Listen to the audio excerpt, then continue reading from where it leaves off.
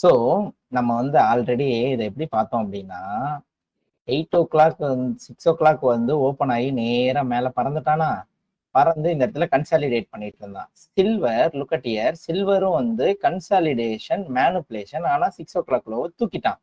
இப்போ நல்ல இது பண்ணிட்டான். ஆனா இது ஹையர் டைம் ஃப்ரேம்ல விக்குதான்னு வச்சுக்கோங்களேன், because which is an immediate rebalance. So எனக்கு என்ன ஒரே ஒரு ஸ்ட்ரேஞ்சுன்னா, சில்வருக்கு இதுக்கு மேல போறதுக்கு இப்ப ரீசெண்ட் பை ஸ்டாப்ஸ் எதுவும் லிக்விடிட்டி எதுவுமே கிடையாது. அதனால நான் என்ன யோசிச்சேன்னா, இது ஒருவேளை சில்வரால போக முடியலன்னா ஒருவேளை போறதா இருந்தா கண்டினியூ பண்ணலாம். ஆனா கண்டினியூ பண்ணணும்னா if it is market structure shift ஓடி லெவல் என்ட்ரினா நமக்கு வந்து பிரைஸ் வந்து அக்ரெசிவா மூவ் ஆகணும்.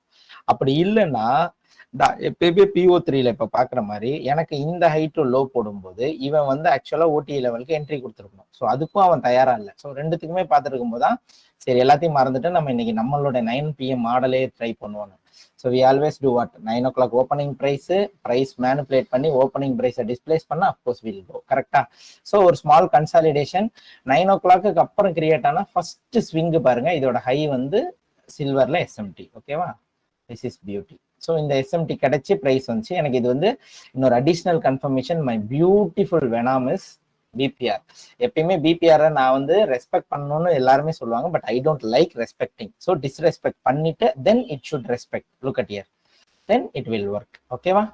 So this is how we got our beautiful trade, fantastic trade. Look at here, எவ்வளோ கம்மி SL, எவ்வளோ பெரிய டிபி பாருங்க. ஐயோ, இட்ஸ் ஃபென்டாஸ்டிக்.